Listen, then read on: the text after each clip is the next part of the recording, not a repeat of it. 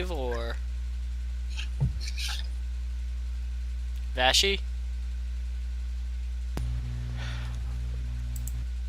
Welcome everybody to Toku Portal Podcast. I apologize if there was a delay at the start of this. My end of YouTube wanted to be a giant pain in the butt. I am Vashi V, and here with me today is Decay.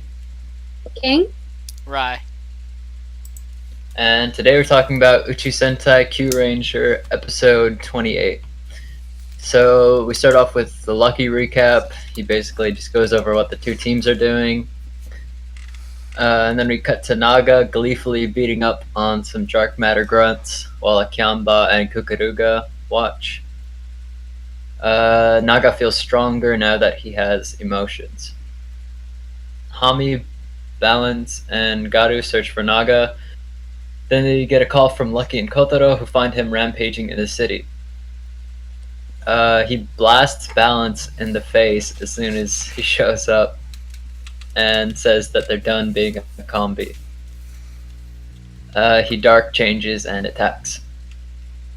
The other Rangers change mid-fight, and I thought the camera work they used was pretty interesting there.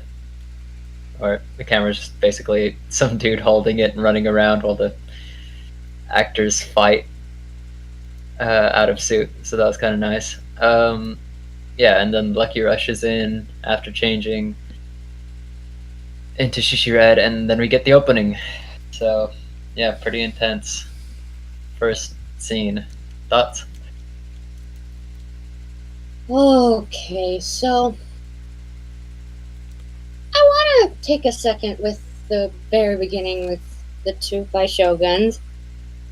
And I like that they used his phrasing as a toy more than a soldier, because that seems something like Akyamba would say. She's a child, but she's smarter than she looks. Doesn't mean she doesn't have the mentality of a child. And like Decade said, I did like the camera work on the transforming, and oh god, just watching Naga do what he did, that was hard, and it just kept getting harder as the show went on. And just seeing him like shoot Balance across the face like it's nothing, and it's, I guess in his state it kind of was. Oh my god, they're getting better and better, I think at least, at conveying, ironically, emotions in this show. And this is just the start of it. And oh my god, I don't really know what else to say. This was a pretty strong opening. It really sets you up for what to expect from the rest of the episode. It was really good. I enjoyed watching Naga basically be this version of himself. And then I like his dark change a lot better than his normal one. I love it. And pretty much everything King said seems like really hitting the nail on the head with this. She just seems like, yeah, this is just something I'm doing to amuse myself. Leave me alone. Don't judge me. So it was a nice scene for an opening.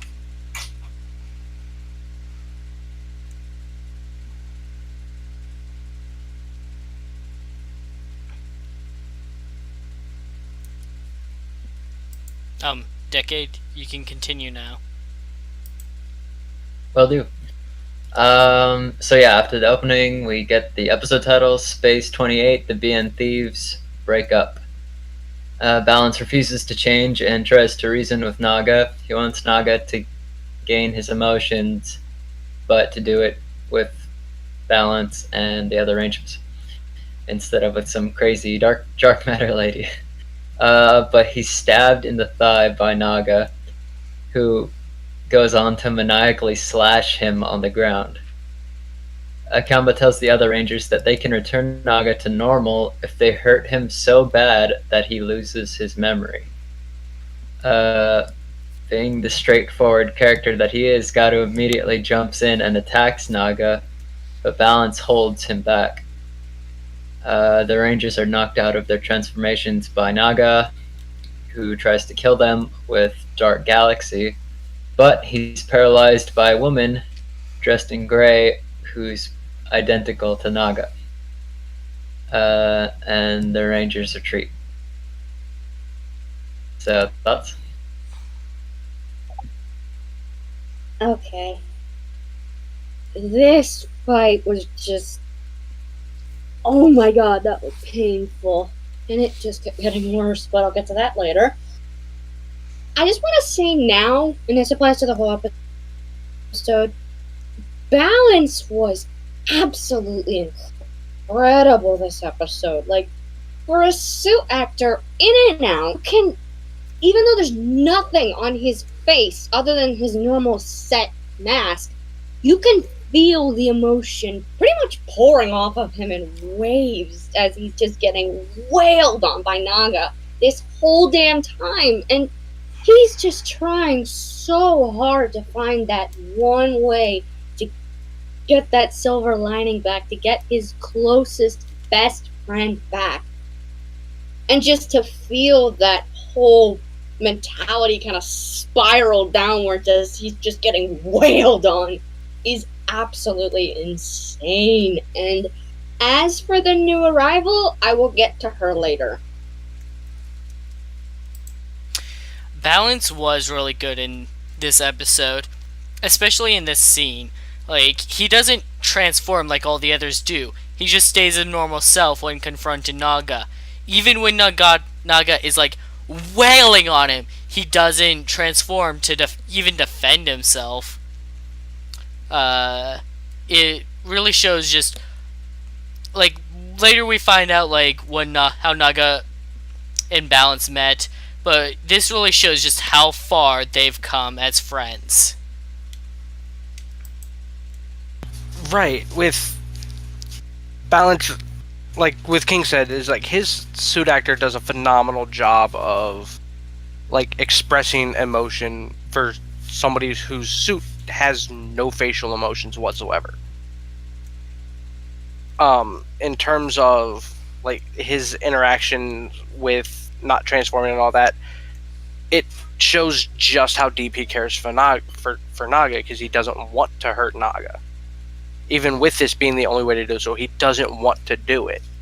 Because he, despite the fact that, you know, even up until now, it's kind of seemed more like he was kind of like using Naga to kind of like just help him do like the BN Thieves stuff. And even with a KyuuRanger, it was more kind of just like following Balance's, you know, trying to get him to follow Balance's lead. It's more that he truly does care for Naga by this point. So he doesn't want to hurt him. He considers Naga his friend. You know, with this type of scene, it's one of those you can see that he kind of regrets the fact that he's never said anything before now about it. But yeah, it was, for the initial fight for this episode, it was very well done. I like the camera work this entire episode. So the Rangers are shocked at the resemblance, and the lady says that everyone from the Hibitsukai system looks exactly like that. Her name is Ekidona, and she has come to kill Naga because having emotions is a threat to their species. And, you know, Balance basically says, how could you do that? But she scolds Balance for being the one to take him from his home planet and putting Naga in the situation to begin with. Balance basically just tells her to leave before limping off. Any thoughts?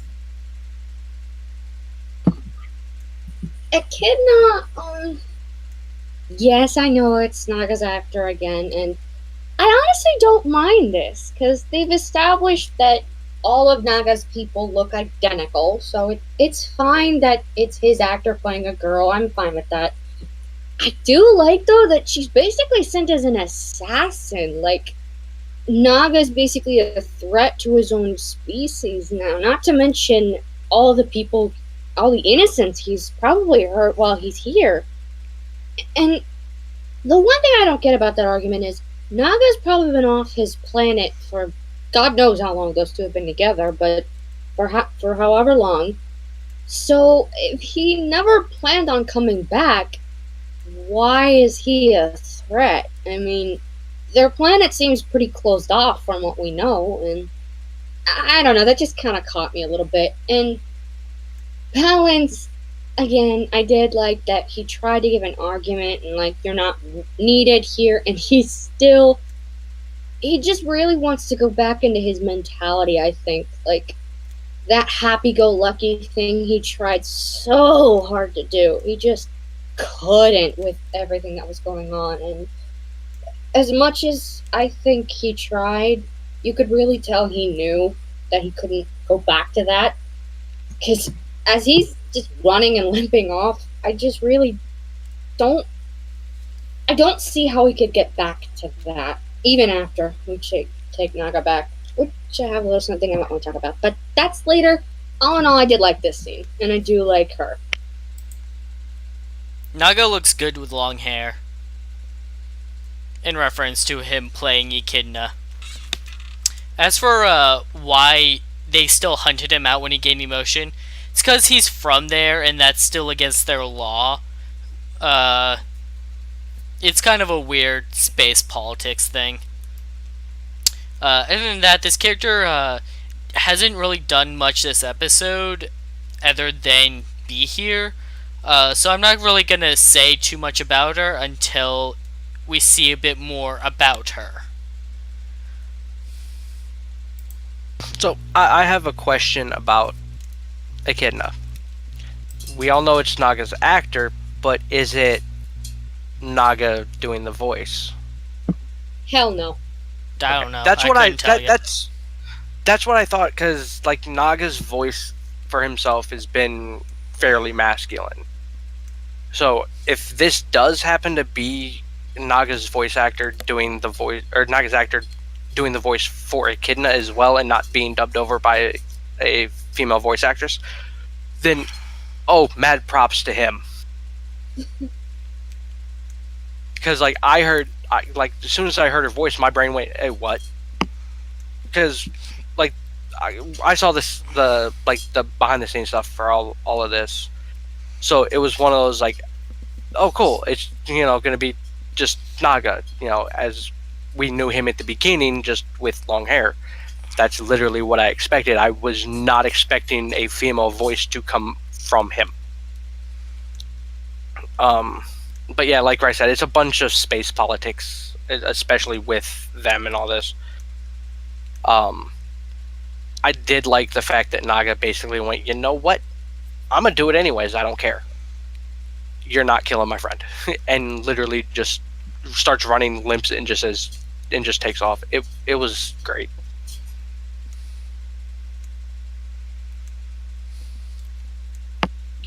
So, meanwhile, Tsurugi's team arrives at the battle against Don Armage in the past. Sholompo's back is fixed by the impact of them reaching the timeline or whatever.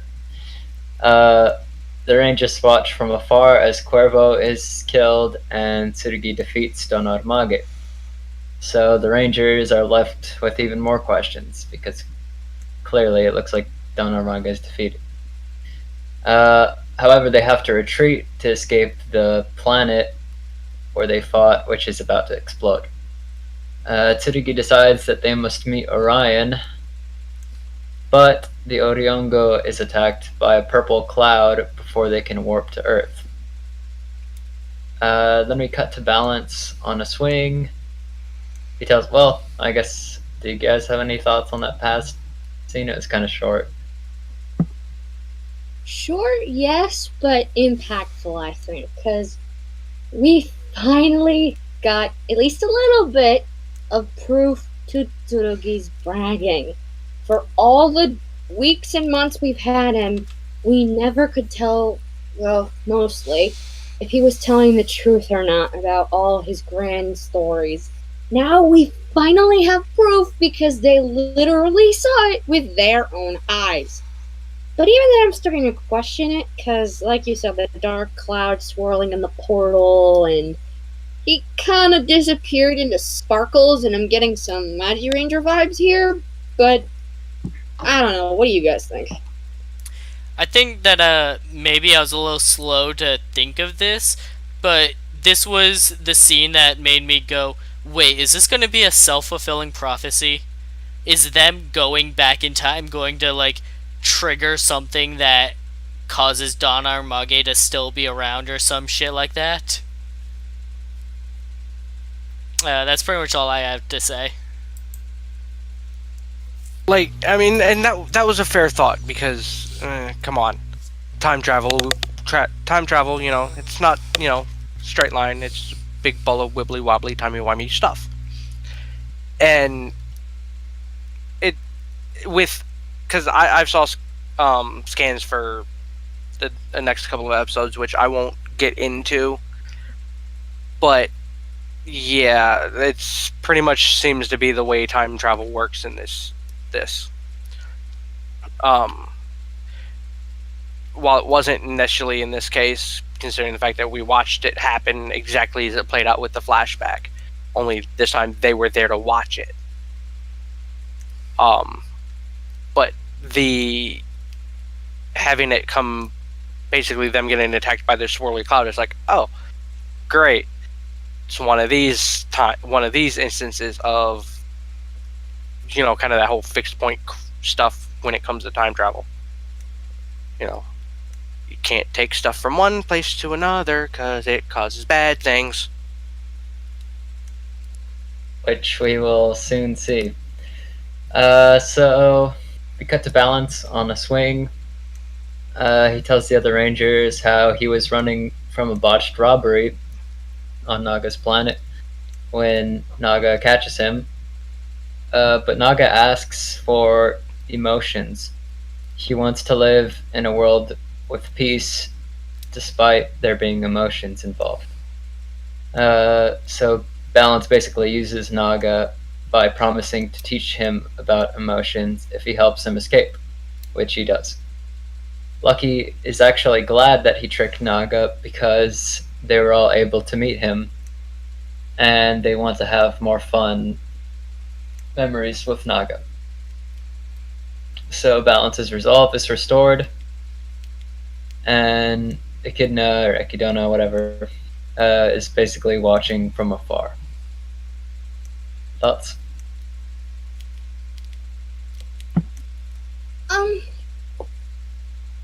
I did like the backstory we finally got. I know there have been a lot of different directions and theories about backstories and everything, and it's nice that we got a little cleared up with one of them, so I'm glad for that, and I honestly agree with Lucky, and at the same time, Balance, in his argument, I kind of see a bit of a flaw. Well, not entirely. What I mean is, Balance is skilled in his work. But yes, every thief screws up, so it was good that he had Naga with him, and that's where I agree with Lucky. But at the same time, Balance is skilled enough to pull a con, isn't he? He did with Lucky. I believe, he could have easily done the same to Naga. The fact is, he didn't. And he was still with Naga by the time Lucky found them. So I think that says something in that even though Balance could have left him, he didn't. He tried so hard to keep up his end of the bargain, despite what he believed he was doing by capitalizing on emotions. Fact is, Naga still learned emotions with or without this whole mess happening. So, I believe there is some good in what happened, and while there was an easy loophole, but Balance didn't take it. So, that's there, I guess. I did like that, and yeah, that's all I gotta say on that, really. I did like it.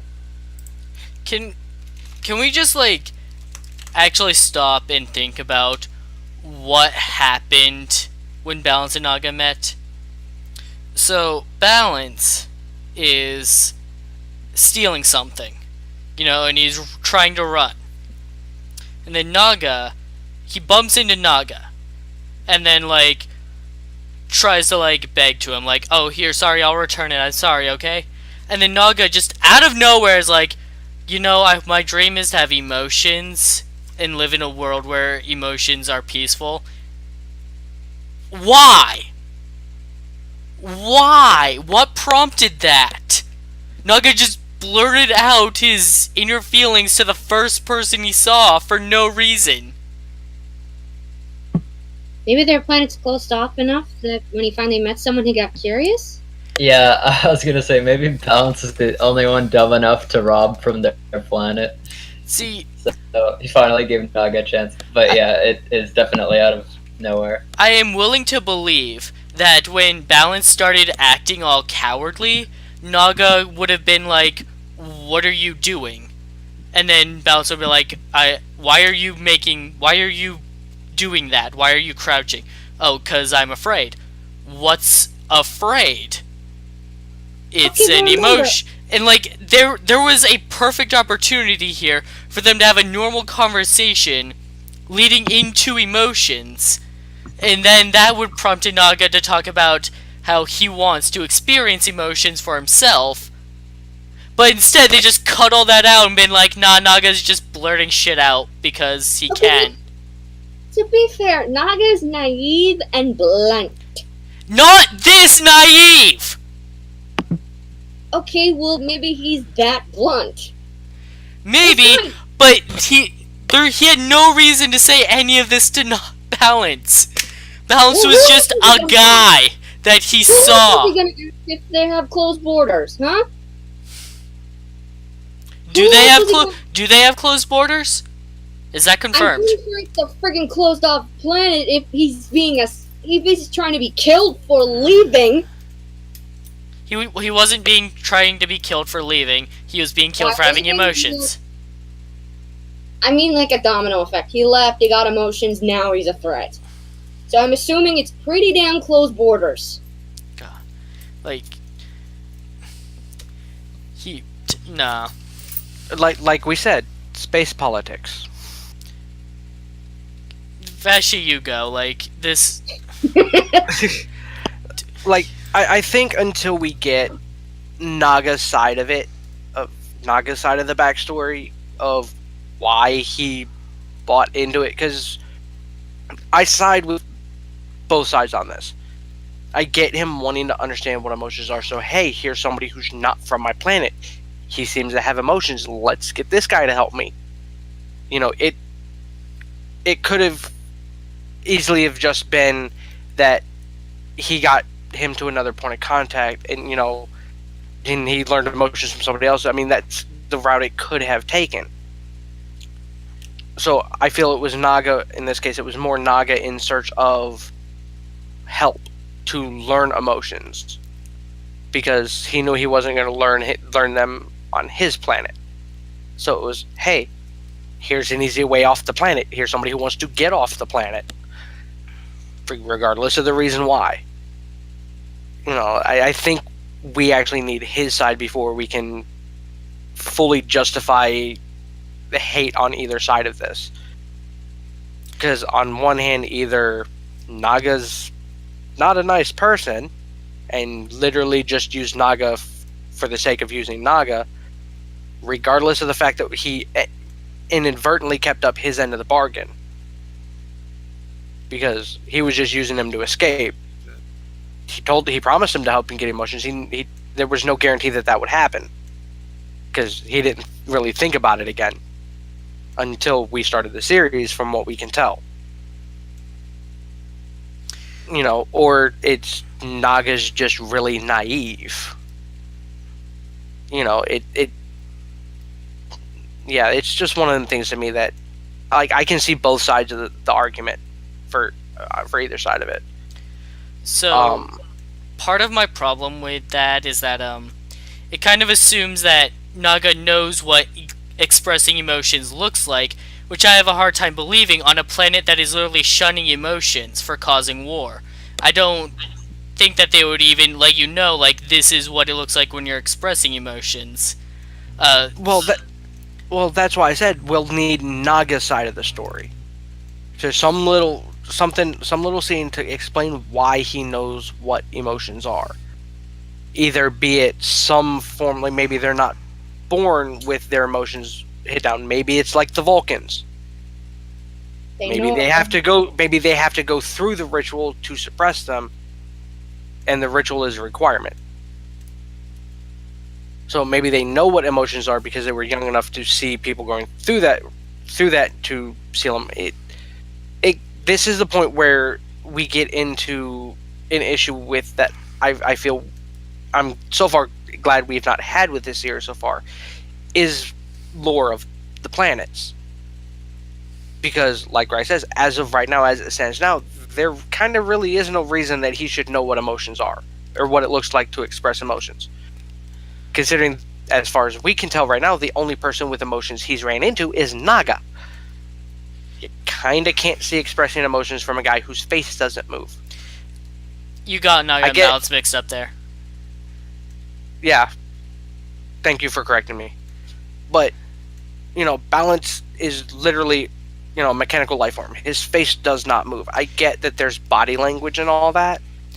But 90% of what we've seen with Naga in terms of gaining emotions has been very facial featured. And not posture and everything else, which, yes, that is part of emotion. But Naga seems more focused on the facial one, so it's like why are you assuming the guy with an immovable face has emotions? And that's exactly what would have fixed this scene for me. If Naga had opened up with, why are you, crouching like that? And then Naga explained, because I'm afraid, that would... Maybe Naga knows what the names of emotions are, like what fear is called. I'd be a bit more willing to believe that. And then that would have segued so much better if they just added literally 2 sentences to this encounter. It is so close to being good and just misses the mark. I will admit I enjoyed it, but looking back on it, because I literally finished this during the podcast, I did enjoy the scene for what it was. It gave Balance a bit more of an understanding of what he was like back then. So we see the way the dynamic has changed, so that we can understand that it's he really does care for Naga. So he's going to do what he has to save him. The issue with the flashback is, like you said, it doesn't tell everything that should have been told, because we don't understand why Naga knows what emotions are in the first place. And what would fix this for me as it stands is if when we do hear Naga's side, he gives a more detailed version and Balance just left out half the conversation. Which would be very Balanced. Yeah. He just gave the short notes, and I would be okay with that. He gave the short notes that focus. He does seem to be that character of, yeah, it's all good, I took care of it. Kind of that mentality of, yeah, here's a story, but I'm gonna be the focal point of it. Because he's not just stealing precious gems, he's stealing screen time. Yeah, it would be nice if we got some more clarity. Let's see. Yeah, so the Rangers find Naga rampaging again. Oh, I got corrected. Just a little bit. Balance steals screen time, just not as much as Lucky. Thank you, King, for that. So Naga dark changes into Heavy Sky Metal. The Rangers start changing roll call. Balance tries to reason with Naga as they fight. Lucky powers up Balance with the Hikari Kyutama, but he still has trouble with his injuries and fighting his best friend. But he finally manages to corner Naga and fires on himself and Naga. Despite taking damage, Naga is unchanged. Akamba reveals that she tricked everyone into hurting him and admits that there's no way to return him to normal. And Naga finally swears to destroy Balance before Akamba retreats with him and summons two Tsuyoindabi, turned giant. Kotaro treats Balance while Lucky uses the Futago Kyutama on Hami and Garu to clone them once, basically. And they summon their Voyagers to form the legs and the arms. So you have green arm, green leg, blue arm, blue leg. Kind of neat, I suppose. Yeah, the Tsuyoindabi are defeated, but Balance is still depressed. I want to say about the fight between Balance and Naga is like a fight when they were like on the stairs and about to. Yeah, I was like, damn, this is because out of all the characters, I haven't really put too much feelings into any of them really, besides Naga for being Naga and calling Shalompo out and other stuff, and then Balance for just being so entertaining and fun that like when I finally saw Balance fighting back and stuff, I was like, damn, this is intense. Thoughts?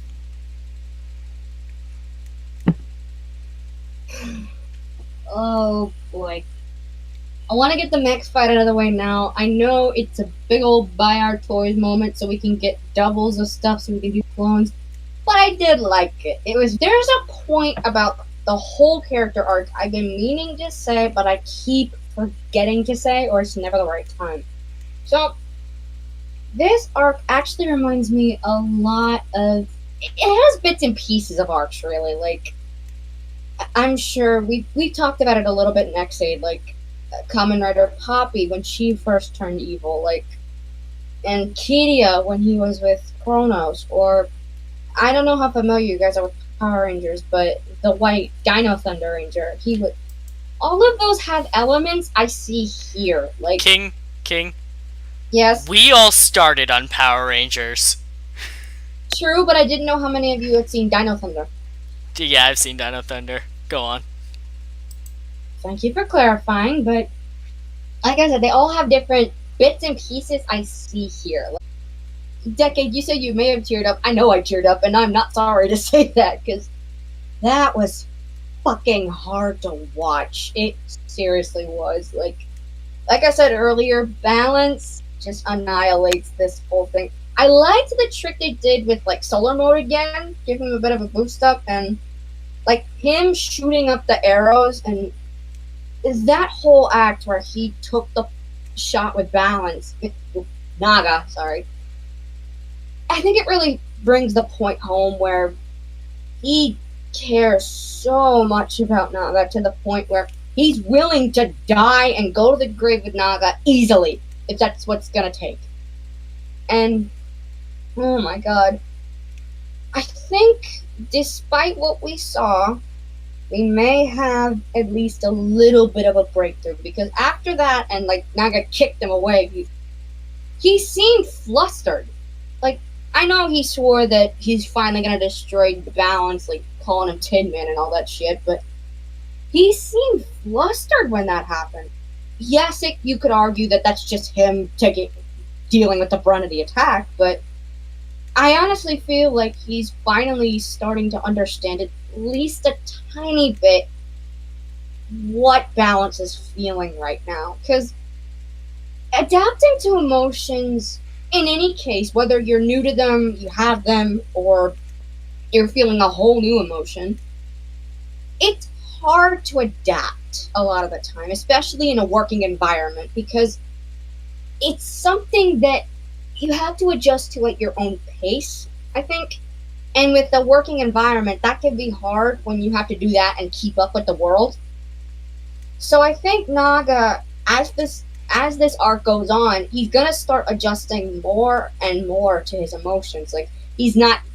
I mean, yes, you could argue the poison that Akiyama gave him is not helping towards that, but he's starting to adapt more and more to his emotions. Like, he's not going to be as thrilled when he, like, wails on people. I'm not going to say he isn't going to be, but less so.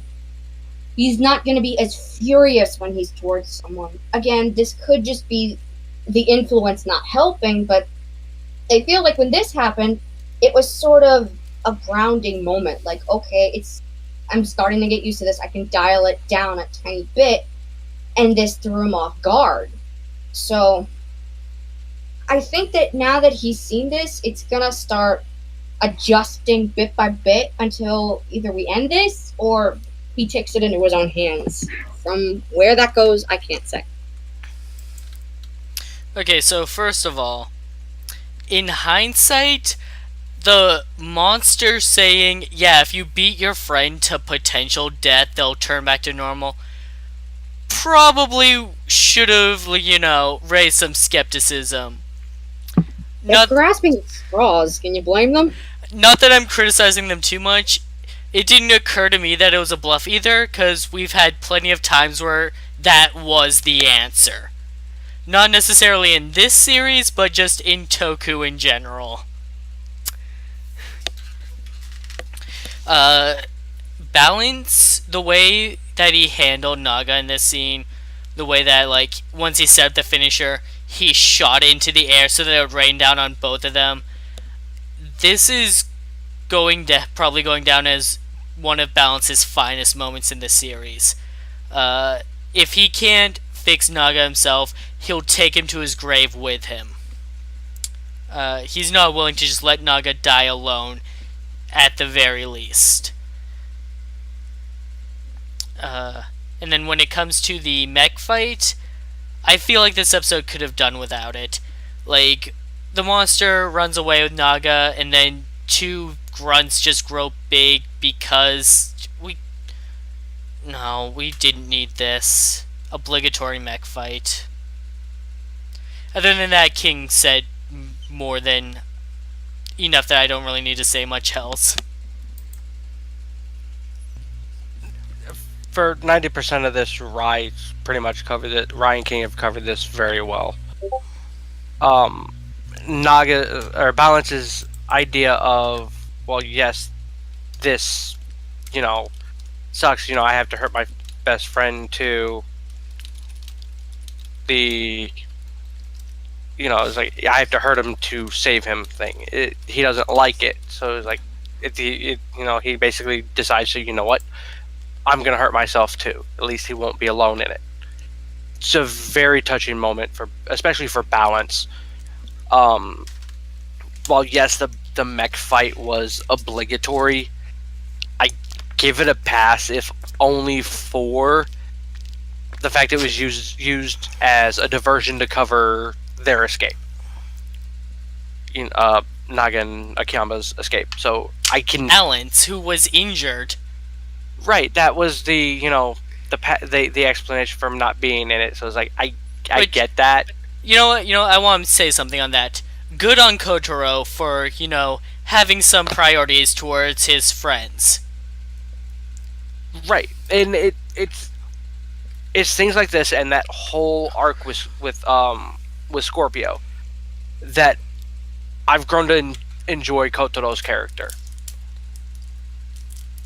Like, yes, I was a little disappointed that they didn't he didn't get to join in the mech fight.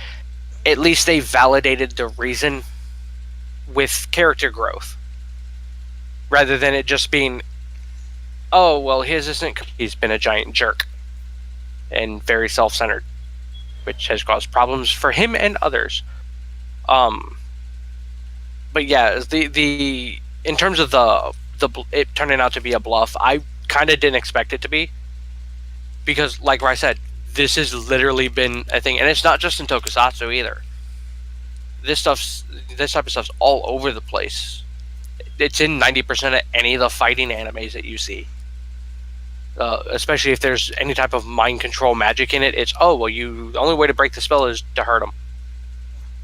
Basically shock him back to his senses. It's like, that's pound the common sense into them. Even it goes so far. It's not just mind control either. It's like difference of opinion and stuff like that. Even in that, it's just the standard trope of you have to hurt your friend to gain your friend back because your friend has lost his way regardless of the reason. It gets used a lot. I'm glad that they kind of poked at the fact that it was a trope and used it, the fact that it was a trope, and switched up the formula with it. That was a nice touch.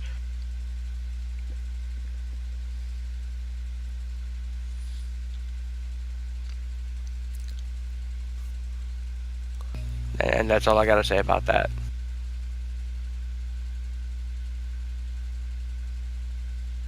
Okay. Final note. So, yeah. Echidna is resolved to finish Naga off. Balance tells the other Rangers to just let her do it. To let her try, I guess, because he's still resolved to save Naga. However, the Rangers get a distress signal from the Oriongo and find it nearby. Pretty much. Time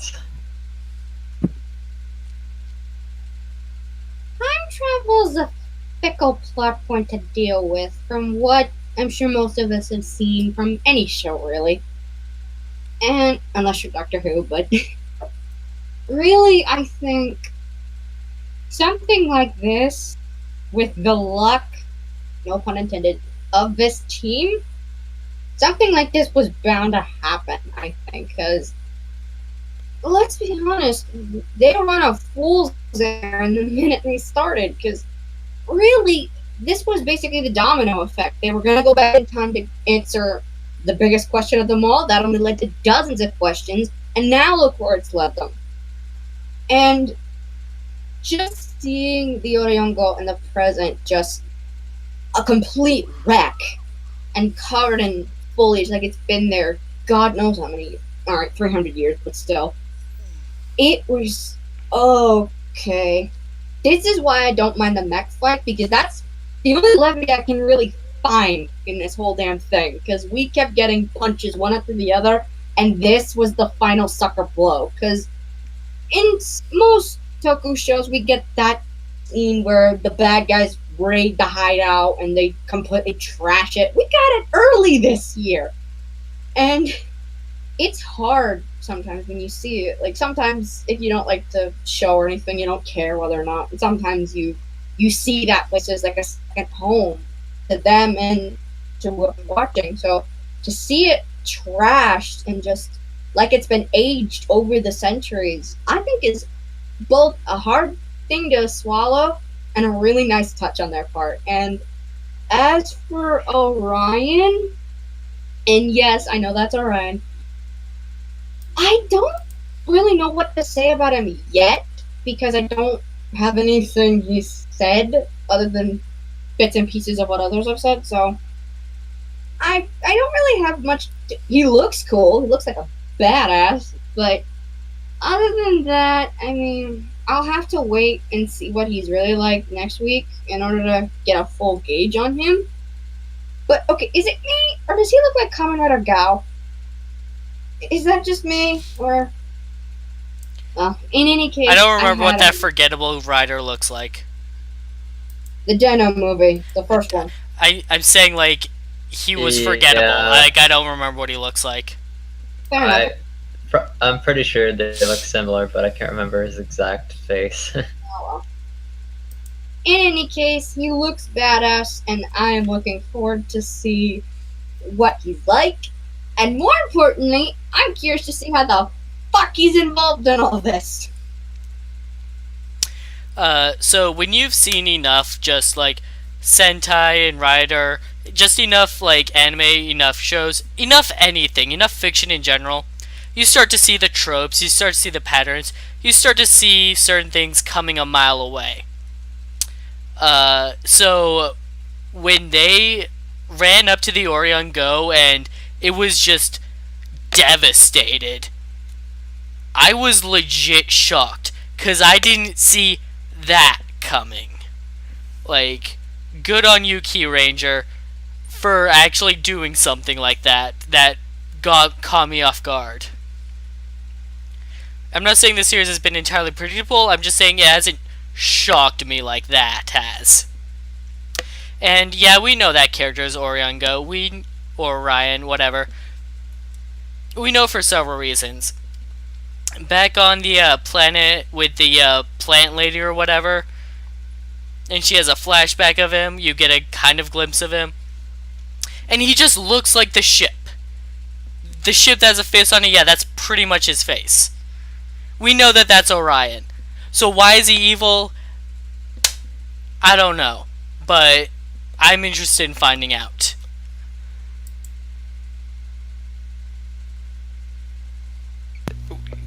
In terms of Orion being evil based on like the preview, it makes sense given the history of Toku, especially Sentai.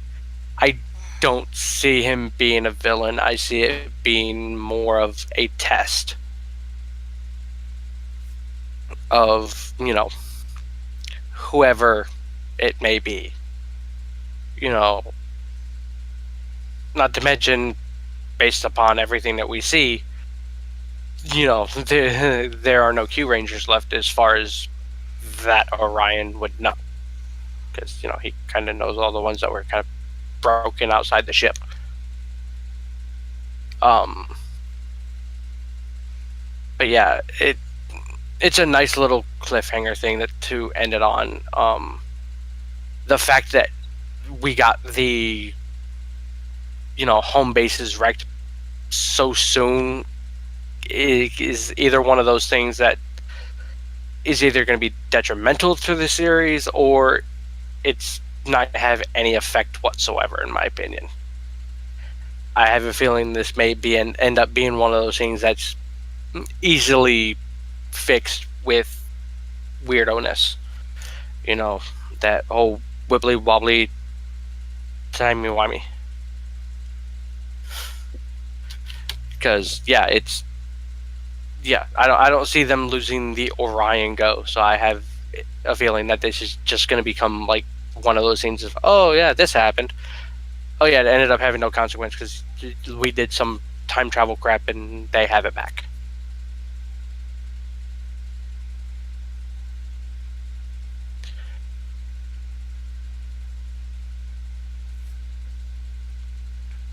Yeah, but that's all my thoughts on the episode. I enjoyed it. I thought the fights were pretty well done, and yeah, Balance's suit acting and voice acting was just amazing. And yeah, Naga's. We got to see Naga's actor playing an emotionless lady and an over emotional psychopath. So yeah, that was fun. Yeah, and I'm looking forward to finding out what the hell happened in the past.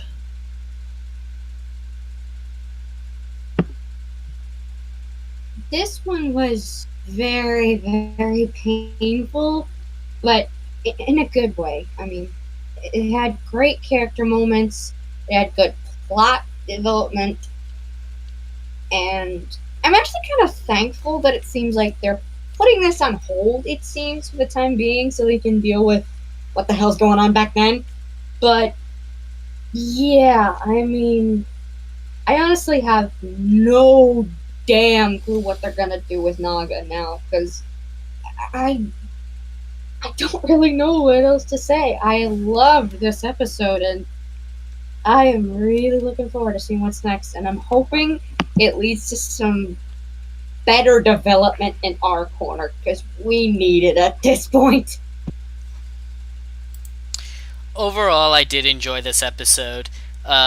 Just the whole how Balance and Naga met thing does bother me, but I will wait and hear out what Naga has to say about that, and then make a new judgment.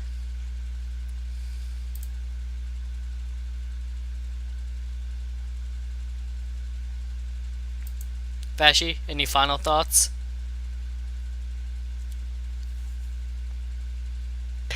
Sorry, I forgot I muted this in Discord too. I've been sitting here talking since Dry shut up. I really enjoyed this episode.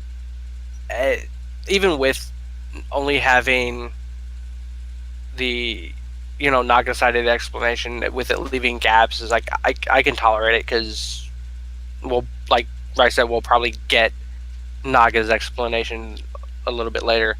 I like the fact that at least now they seem to be, I mean, maybe not so much with the Danar Mage stuff with the trip to the past, because seeing as that seems to be over, they've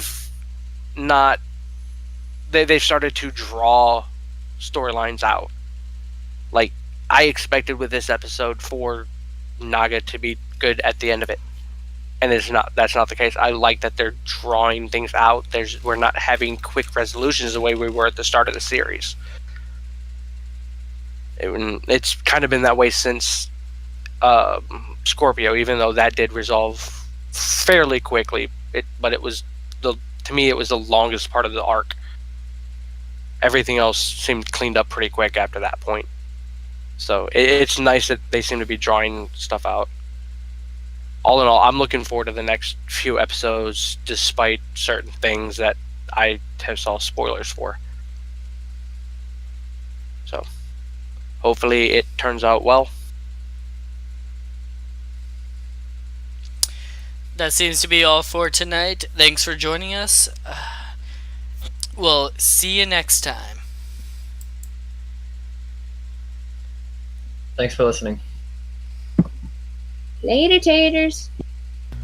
Thank you all for listening, and we will see you either tomorrow for the initial stream for Kamen Rider Build, or we will see you next week for the next episode of Uchuu Sentai KyuuRanger.